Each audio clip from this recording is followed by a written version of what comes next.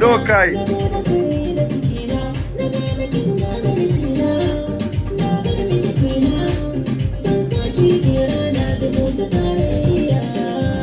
Na sha wahala.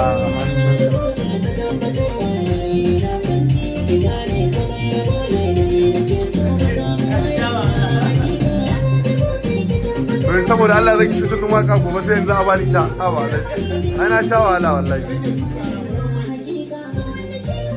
Hakika. Na sha wahala. Wow.